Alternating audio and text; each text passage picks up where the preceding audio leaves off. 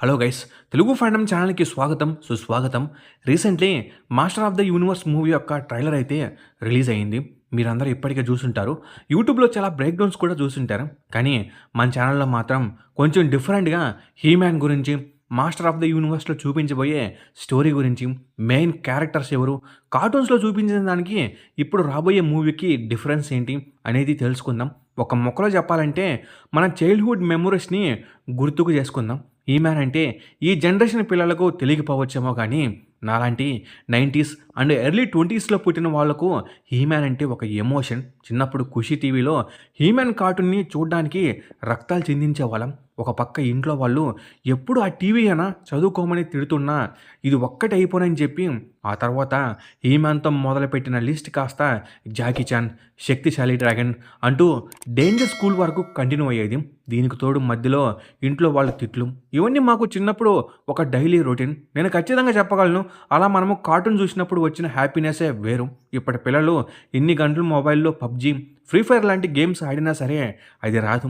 అవును, కార్టూన్స్ గురించి మాట్లాడుతుంటే నాకు గుర్తుకొచ్చింది. మన ఛానల్‌లో ఖుషి టీవీ, కార్టూన్ నెట్వర్క్, పోగో ఇలా డిఫరెంట్ ఛానల్స్‌లో మన చిన్నప్పుడు వచ్చిన కార్టూన్స్ గురించి వీడియోస్ చేశాను. మీకు ఇంట్రెస్ట్ ఉంటే ఒకసారి చూసేయండి. నాకు ఇంకా గుర్తుంది, చిన్నప్పుడు హీ-మ్యాన్ చూసి ఒక కర్రను పట్టుకొని గ్రెస్కెల్ కోట నాకు శక్తినిచ్చుగాక అని చెప్పి నాకు హీ-మ్యాన్ పవర్స్ వచ్చినట్టు ఫీల్ అయ్యేవాడిని. నేను ఒక్కడినే కాదు, నాలాగే చాలామంది వాళ్ళ చిన్నప్పుడు ఇలా చేసుంటారు. అయితే మన ఫ్యాన్ ఫేవరెట్ క్యారెక్టర్ అయిన హీ-మ్యాన్ క్యారెక్టర్ క్రియేషన్ వెనక కూడా ఒక ఇంట్రెస్టింగ్ స్టోరీ ఉందని మీకు తెలుసా?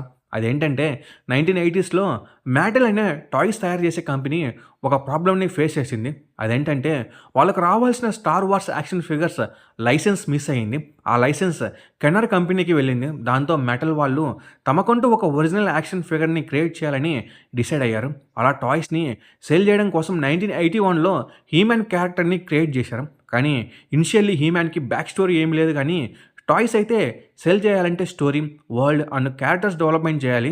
మ్యాటెల్ కంపెనీ వాళ్ళు డీసీ కామిక్స్ నుండి రైటర్స్‌ని హైర్ చేసుకొని మినీ కామిక్స్ క్రియేట్ చేశారు. ఇంకా టాయ్స్ కూడా లాంచ్ చేశారు. తర్వాత డీసీ వాళ్ళతో కలిసి హీ-మ్యాన్ క్యారెక్టర్స్‌ని ఇంకా బాగా డెవలప్ చేశారు. ఆ తర్వాత DC and He-Man crossover స్టోరీస్‌ని కూడా పబ్లిష్ చేశారు. ఆ తర్వాత 1983లో ఫిల్మేషన్ స్టూడియోతో కలిసి మన అందరి ఫేవరెట్ అయిన He-Man and the master of the universe animated సిరీస్‌ని స్టార్ట్ చేశారు.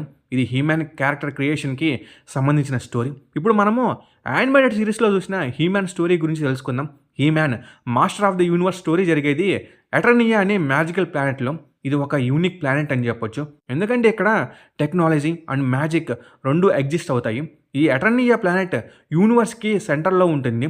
ఈ ప్లానెట్ చాలా పవర్ఫుల్ కాస్మిక్ ఎనర్జీ సోర్స్‌ని కంటైన్ చేస్తుంది. ఎటర్నియా మీద 2 మెయిన్ లొకేషన్స్ కూడా ఉంటాయి. వాటిలో ఒకటి ఎటర్నోస్ అనే రాయల్ సిటీ. దీన్ని king render and queen మార్లెనా rule చేస్తారు. రెండవది స్నేక్ మౌంటైన్. ఇది మన స్టోరీలో మెయిన్ విలన్ అయిన కపాలి అండ్ అతని యొక్క డార్క్ ఫార్ట్రెస్ ఉండే ప్లేసు. ఇంకా ఈ ప్లానెట్‌లో అన్నిటికంటే ముఖ్యమైనది గ్రేస్కల్ కోట అనే most mysterious and powerful place. ఇది ఎంటైర్ యూనివర్స్‌లోనే సీక్రెట్స్ అండ్ పవర్స్‌ని హోల్డ్ చేస్తుంది. ఇప్పుడు మన హీరో అయిన హీ-మ్యాన్ ఆరిజిన్ గురించి మాట్లాడుకుందాం.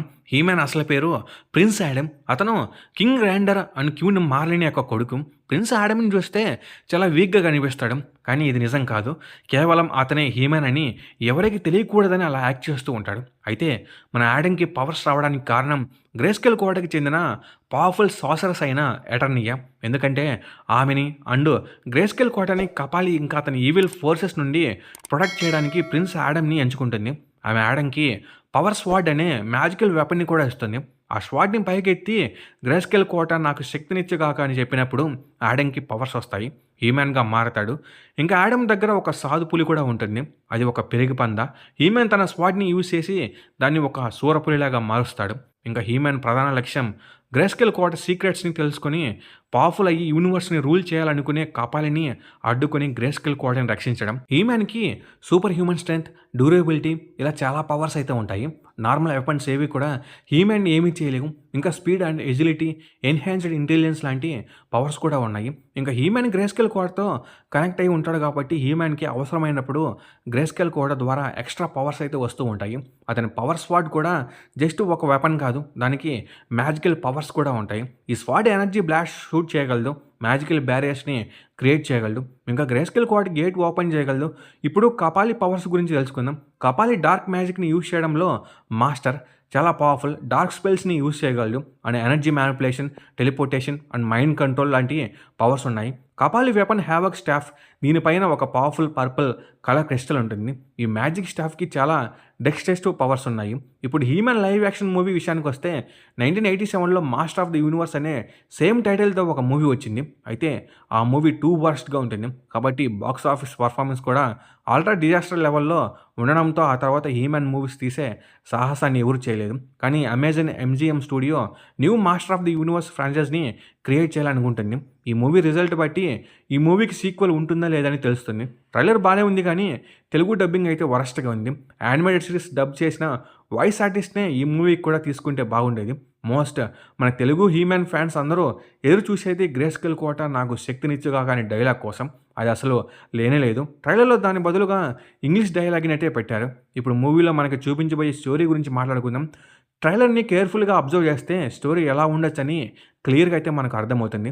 నా గెస్ ప్రకారం మూవీలో ఎటర్నియా ప్లానెట్ మీద వార్ జరిగేటప్పుడు ఆడమ్ సేఫ్టీ కోసం తను చిన్నపిల్లాడుగా ఉన్నప్పుడు ఎర్త్ మీదకి పంపిస్తే అక్కడ నార్మల్ లైఫ్ జీవిస్తూ కూడా ఆడమ్ ఎటర్నియా ప్లానెట్కి తిరిగి వెళ్ళడం గురించి ఆలోచిస్తూ తన స్వాడ్ కోసం వెతుక్కుంటూ ఉంటాడు.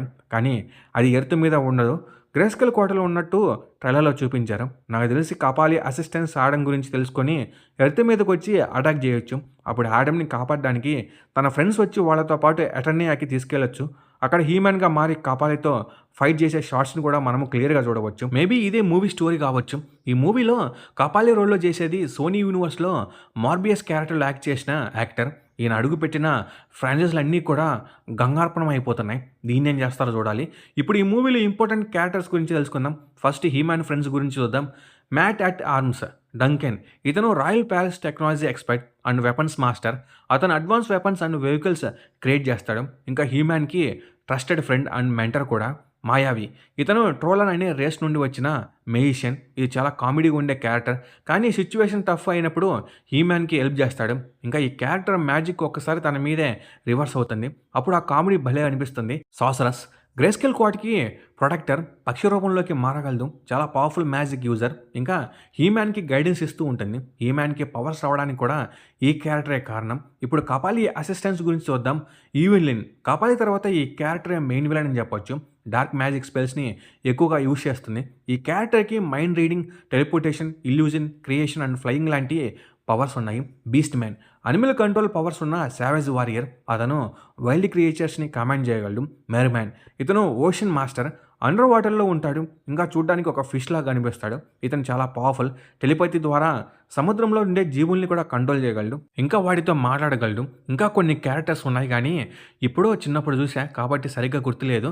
మీకు ఇంకేమైనా క్యారెక్టర్స్ గుర్తుకొస్తే కామెంట్స్లో కామెంట్ చేయండి. అలాగే ఈ వీడియో మీ థాట్స్ ఏంటో కామెంట్స్లో కామెంట్ చేయండి. అలాగే ఈ వీడియో మీకు బాగా నచ్చినట్లయితే లైక్ చేయండి, షేర్ చేయండి, సబ్స్క్రైబ్ చేయండి. నేను మీకు లైక్ సబ్స్క్రైబ్ మాత్రమే. Okay, bye guys.